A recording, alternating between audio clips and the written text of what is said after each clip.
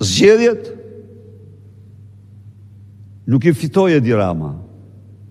Dhe do ndalem këtu.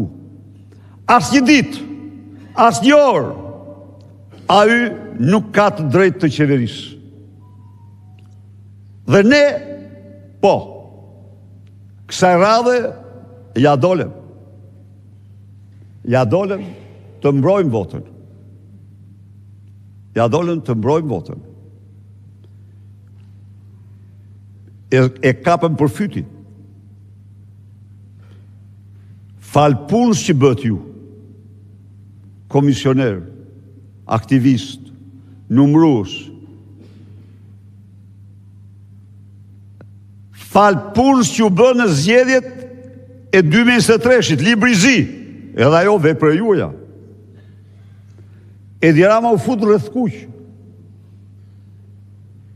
Edi Rama e kuptoi me datën 12 maj, e kuptoi që e kanë kap me presh duke vjedh, me presh në dorë. U tërbue. Humbi. I thirrë dhe kërcënoi në zyrë të tij kryevëzhguesin. Kërcënuan vëzhgues të tjerë në shohin raportin. Ata, jo që s'nushuan raportin, por raportin e ridimensionuan shumë më tepër, siç ishte e vërteta. Arritëm një gjë, shumë të madhe.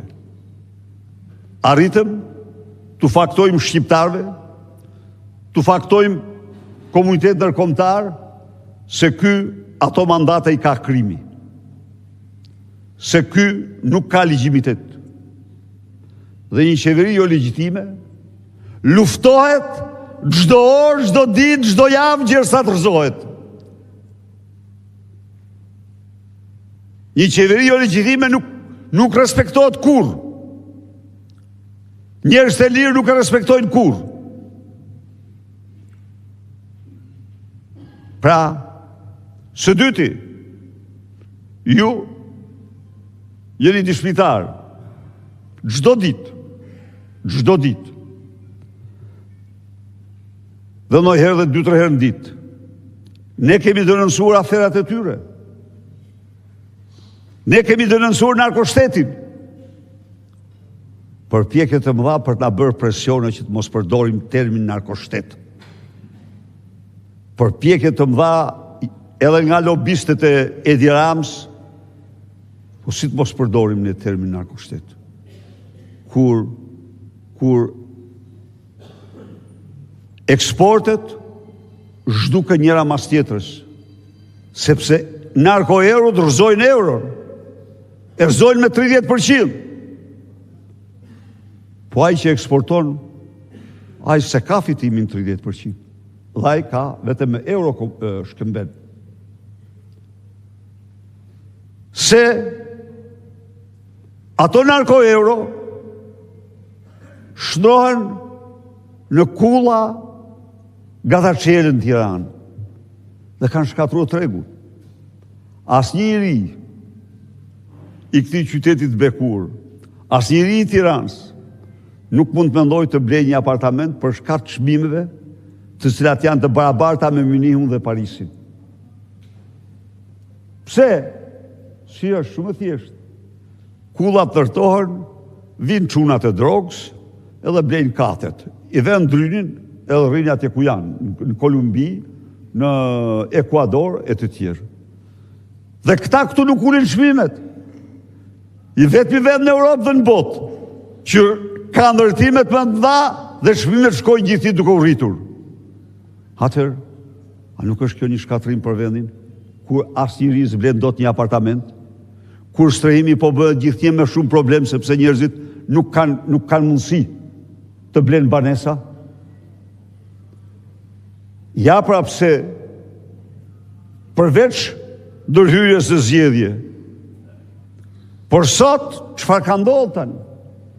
Tani fatmirësisht ka ndodhur që ai zëri ynë i vetmuar në shkretir për disa edhe për vite, por ne nuk u lodhëm. Jo. Ne vazhduam ta denoncojmë narkoshtetin si armik i egër juaj, i qytetarëve.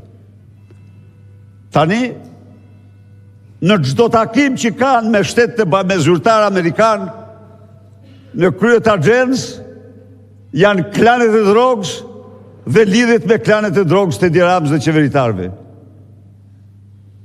Po, ja dolem, ja arritëm. Ja arritëm të paraqesim para shqiptarëve dhe botës se 90% e medjave janë në kontroll qeveritar. Pra 90% u mashtrojnë ju çdo ditë nga mëngjesi në darkë. Më keq se në diktaturë.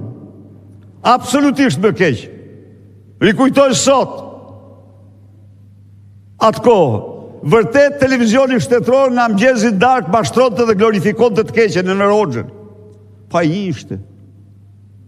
Tjertë kishin kanaçe, ndëgjonin zërin e Amerikës, kurse sot janë pothuaj të gjitha mediat. Janë 43 mashtrues profesionistë që paguhen për të kaluar nga një studio në tjetër vetëm për të mashtruar qytetarët. S'ndodh, nuk ka kjo. S'ndodh kjo kund tjetër. Dhe e gjitha kjo, ata paguhen me para që jo vjedhin qytetarëve. Çfarë ka ndodhur tjetër? Ka një degradim ekstrem të administratës. Një administratë antiqytetare se ka pas vendi kur të tillë. Njerëz të cilët drejtor bashkiaj vjedh shkon ndërton pallati 24 me Olsi Ramën dhe me Erion Velin. Qelçi. Vetëm kaq. Jo, janë me kudo. E rëmbyen para ca javësh. Një Daniel Shimën. Dhe unë duke i dalë zot ati disa ditë me radhë. Danieli ishte si ai.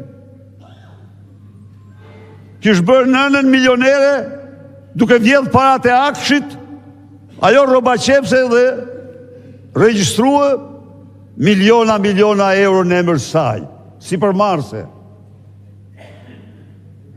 Urdhoni gjykatësit. Urdhoni gjykatësit.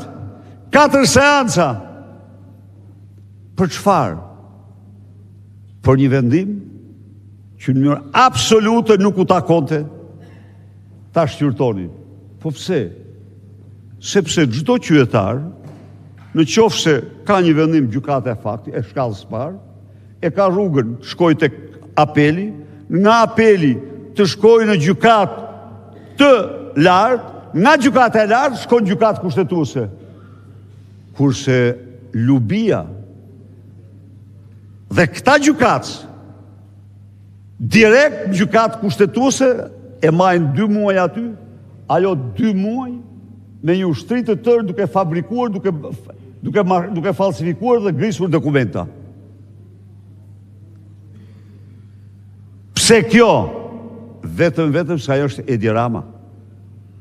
Është Edi Rama. Po, jemi sinqert. Ajo me hajdutë se ajo nuk ka njeri. Por ajo është Edi Rama. Kjo është e faktuar. Dhe ndaj Edi Rama ishte i gatshëm, ta dini ju, këto 2 ditë në Bruksel, ka pasur mbledhje, këto 3-4 ditë ka pas mbledhje, me diskutime shumë të rënda për ne. Shumë të rënda. Me variante nga më ndëshkuset. Nga më ndëshkuset. Variant dhe që të zhbëhet i gjithë procesi i integrimit të Shqipërisë. Do të thotë të ktheheshim tek marrëveshja tregtare vitit 92. To be a viz,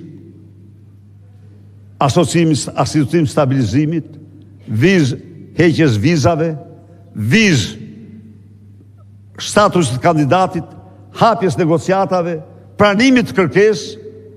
Dhe pse? Sepse Edi Rama ka vjedhë dhe kërkon me çdo kusht të bllokoj drejtësinë. Kërkon me çdo kusht që të mos jap llogari para ligjit. Kjo është situata në cilën ndodhemi. Por sot ne jemi në këmbë. Sot jemi në një mision në transifmin e jetësor. Jemi një mision